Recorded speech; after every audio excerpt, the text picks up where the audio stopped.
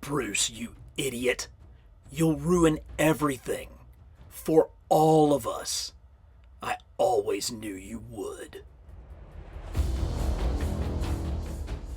The third issue of The Dark Knight Returns is titled Hunt the Dark Knight, where Batman must face off against all comers, including his most iconic foe in a battle to the death.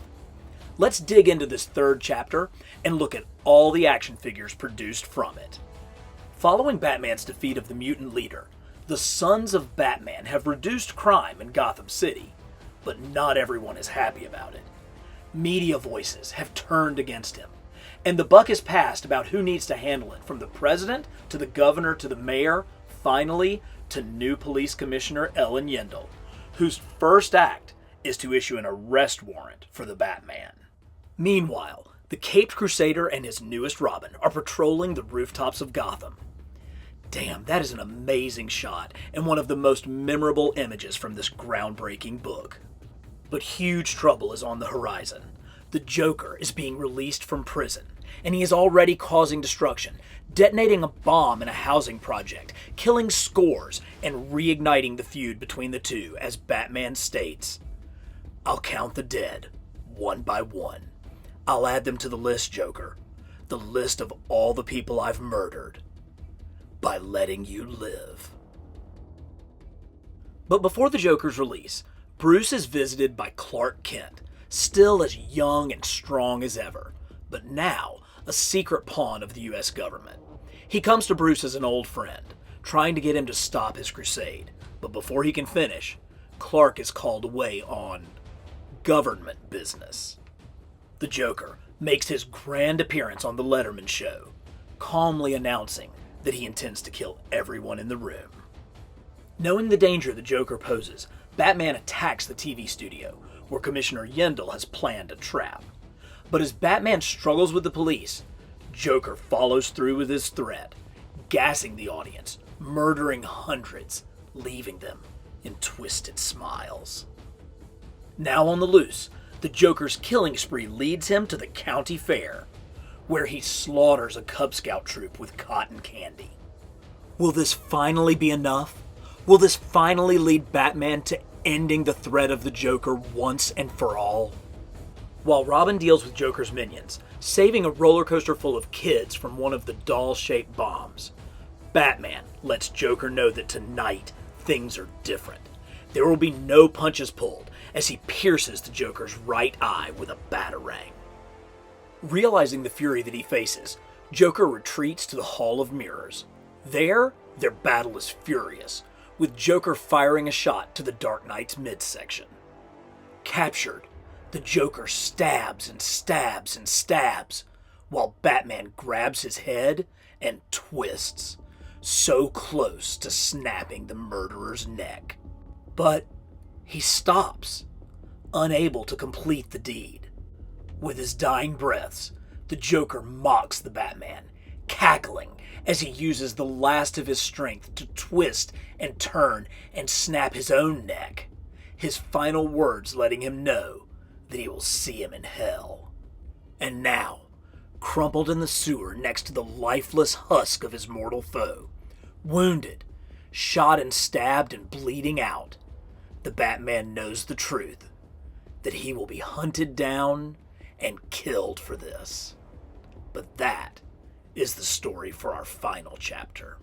So let's come back to our oversized volume of The Dark Knight Returns, produced by Graffiti Designs, which reproduces the original art of the book at its original size. So again, to give you an idea of what we're dealing with, this is the 6-inch Mezco figure.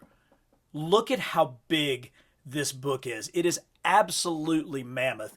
And as you can see, what they use for the cover is that phenomenal splash page from the third issue. So let's dig into the book and take a look at some of this art and talk about how this third issue differed from the two previous before it.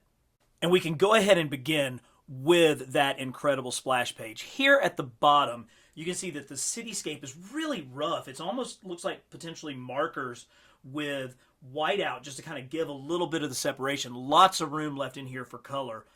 But then as we move up into this incredible image of Robin with this flowing hair, and you can see the different thickness of lines that Klaus Janson used when inking this, and then coming across to the huge shot of Batman. One of the things that you notice on this original art is all of the whiteout on Batman's cowl. You can see that that was probably originally much darker, and the decision was made to brighten that up to allow Lynn Varley, the colorist, to have a little bit more input on the textures and the depth of this page. And that's something that plays out throughout the rest of this issue. You know, we tend to think of these comics as a completed whole because they come to us fully written, fully drawn, fully penciled, fully inked, fully colored. But there's a process. You know, it took a year of these people's life to make this book. And in working together, the synergistic efforts, you can see some of the changes that happened. And nowhere was that more apparent than with this third issue. And what this book does such a great job of is it has these overlays where you can see this is the final art that Frank Miller did for this page.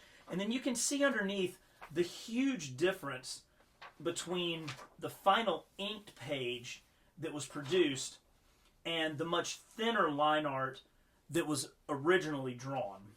This carries out throughout the issue on the gigantic page of Clark Kent as coming down. He's, you know, there's so much brightness. You have butterflies and flowers. I mean, you know, the only thing missing is a rainbow. But then that's contrasted against the dark of Bruce Wayne down here. And in this original inked drawing, you can see that, I don't know if that's Ace the Bat Hound or if that's just supposedly a dog, but much more scratchy inking. But in the final published version, a lot of that scratchy inking came out, which again allowed the colorist the opportunity to kind of bring in some of those depths and values. Moving forward, you can see it again here with this shot of Carrie Kelly. The final printed version, much lighter. The same thing with the character in the David Letterman scene, whereas the original inked version had significantly darker hues, a darker nose that was eliminated here, this dark patch on the face, which really kind of ages the character and makes this scene really dark, was taken out for the final version. Again, the giant scene of Superman, where he is taking on the really basically the Soviets in Corto Maltese on his government mission. This is the final printed version. The original inked version had much more splatter. You can see this is like, I guess, blood splatter, the effects of war. There's more depth and thickness in the tank, but somehow that was removed for the final printed version, again, which allows the colorist Varley to have more influence. Now, Janson and Miller were a team. I mean, they had been working together for years, but Varley and Miller were married, and so you would think that perhaps, you know, she has a little bit more voice on a day-to-day basis compared to Klaus Janson. Again, here is a much darker looking Joker, whereas the final printed version took out some of that dark ink line. You can see where it was likely taped over the top, where a stat was put right over the top of it, but this was the final printed version. And, oh gosh, one more great example. Here is that phenomenal splash page where Batman and Robin come into the county fair. And I mean, this was reproduced everywhere in the 1980s. You would find it on shirts, on posters, on everything. And amazingly, very little changes. Just a little bit of white out here, maybe a splotch here and here. But otherwise, this is a really clean page. A little bit of white out changing the angle of the line of Batman's thigh. Looks like there was maybe a ink part here that was removed and a little splotch there. But very, very little changes. So I bring all of that up because it's quite interesting how different that is to the final page of this issue. The epic conclusion where the Joker twists his own neck, snapping it and killing himself. In this one, The overlay, what I'm holding up now, were the original inks by Klaus Janson. And you can see, I guess he had learned at this point there wasn't as much black around Batman, there wasn't as many lines, and particularly around Batman's face and the Joker's face, it's really clean. I think that he had gotten the point from all of these other changes that we had seen previous in the book that Miller wanted maybe less spotting of blacks and more ability for the painted coloring to really bring it out. But Miller made the changes to this page because the final printed version actually sees significantly more line work on Batman's face, on Joker's face. There's more blacks that are spotted in these areas. So unlike the rest of the book, where it seemed like the changes that Miller was making to Janson's inking were to take blacks away, in this final image, there's much more line work going. And I think it's because I've always been taught that the more lines you add to the face, the more it ages a character. And this is such a pivotal scene where this is an old, defeated, dying Batman with the dead body of the Joker right next to him, and you wanted that passion, just that darkness, that age, the weathering that was on there, and it certainly is a significant difference from the inked versions by Klaus Janson compared to what eventually went back and was re-inked by Miller and made the published book. So you can see that the evolution of the collaboration between these two brilliant artists continued as this book went on.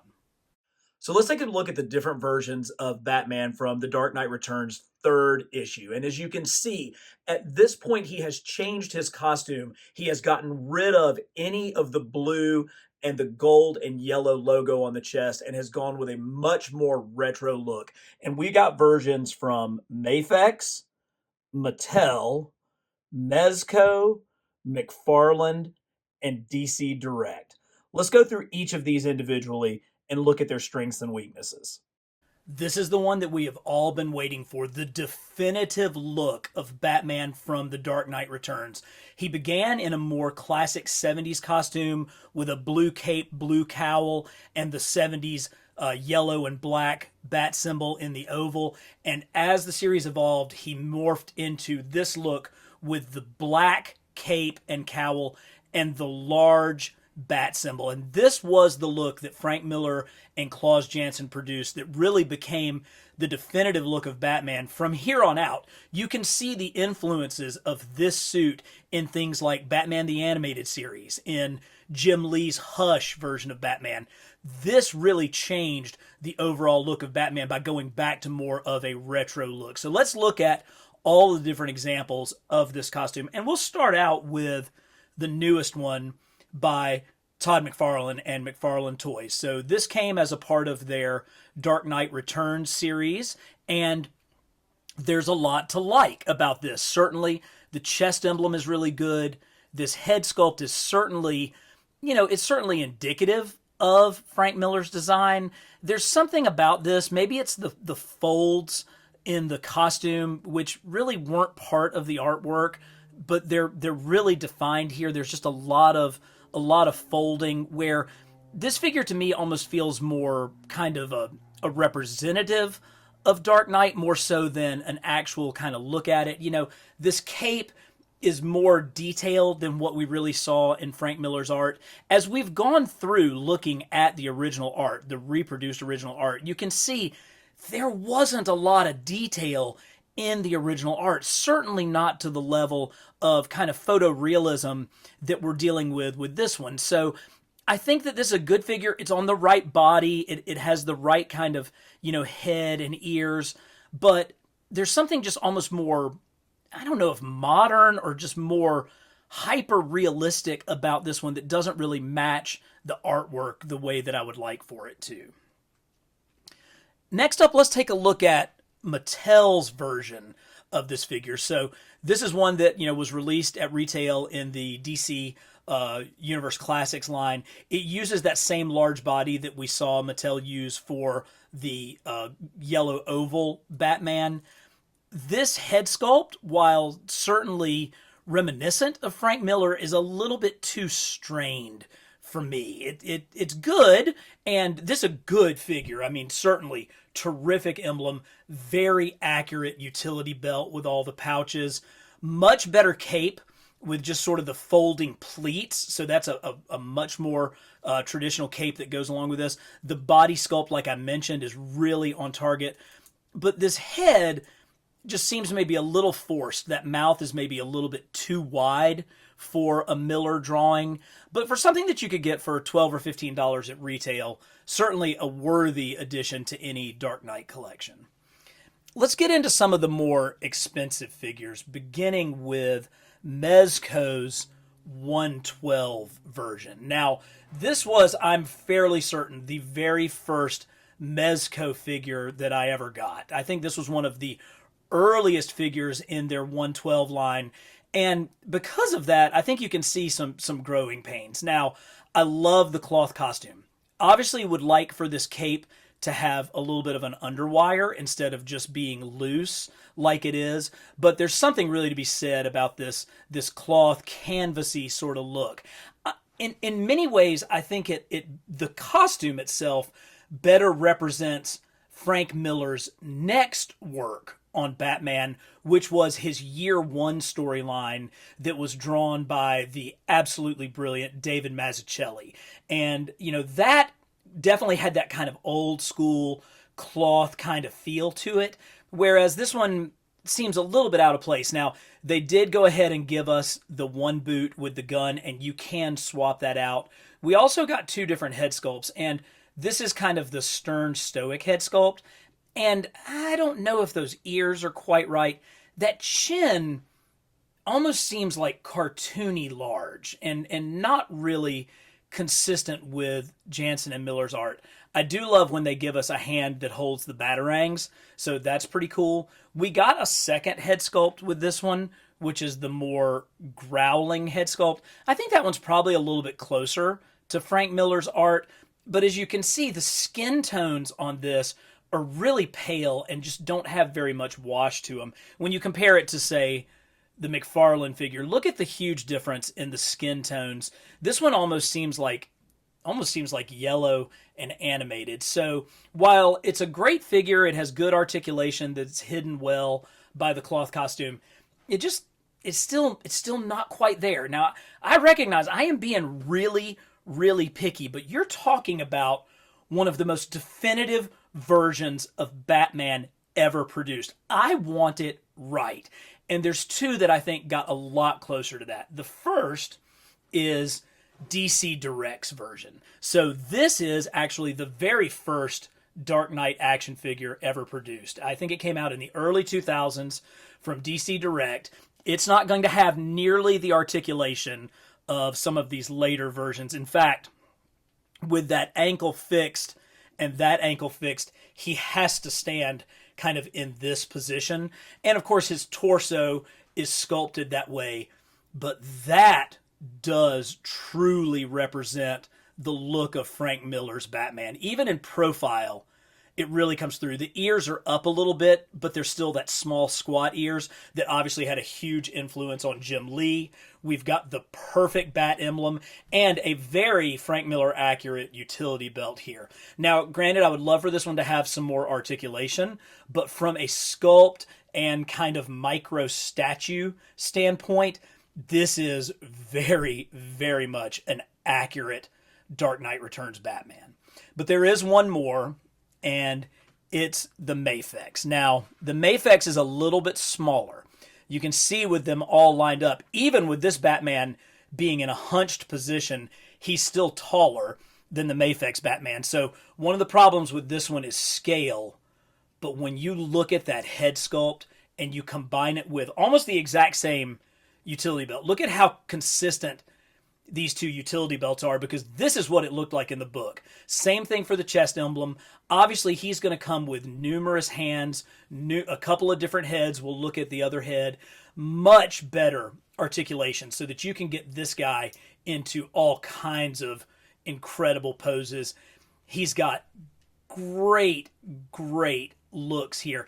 And this cape, while it has that pleated look, consistent with Miller's artwork, does have the underwire. So you're able to get some of those amazing scenes, those giant splash pages that we saw in this most recent issue. This is, for my money, the best Dark Knight Returns Batman. Now, here's the alternate head. This is the more stoic head. Again, really fits, even in profile. Absolutely fits the character. But it was expensive, but it was worth it because, as far as I'm concerned, Mafex has made the best Dark Knight Returns Batman. The Joker's final appearance was also captured perfectly in plastic in several different forms, including ones from Mattel, McFarlane, Mafex, and DC Direct. Let's look at each one of these and see which one comes out on top. I was pretty hard on my criticism of the Dark Knight Returns Batman in his black and gray suit. I am going to really give a little bit of feedback on the Clown Prince of Crime, these different Joker figures that we have. And there's some good and some bad in each one of them. But let's start out with, again, our newest version from McFarlane Toys and this version of the Joker. Now, when I first got this, I was like, what on earth is this? This doesn't look anything like what the Joker looked like in the comic. And that's because I was used to seeing these figures where the Joker's suit is much more that sleek kind of white/silver look. And then McFarlane comes out with this crazy patterned coat with pants that don't match. He's wearing a different colored shirt underneath. I thought, like, what on earth is this? Then I went back and I reread the comic. And when the Joker appeared on the Letterman program, the coat was drawn this way with the pattern. Now, of course, that doesn't make any sense because the whole issue plays out as like one big scene. I don't know when the Joker had time after the Letterman show to go and change his suits, but to give McFarlane Toys the benefit of the doubt, this is a comic accurate suit from that one specific scene, but I don't like it. I don't, it doesn't remind me of what Joker looked like in Dark Knight Returns. Now, that's not the biggest issue that I have with this. It's this head sculpt. It's like this tiny, like, little squat head on this huge body, and truthfully, I don't think that looks like Frank Miller's artwork at all. I don't think the hair is right. The size is not right. The mouth is not right. This is far and away 4th out of 4 as far as Joker figures go.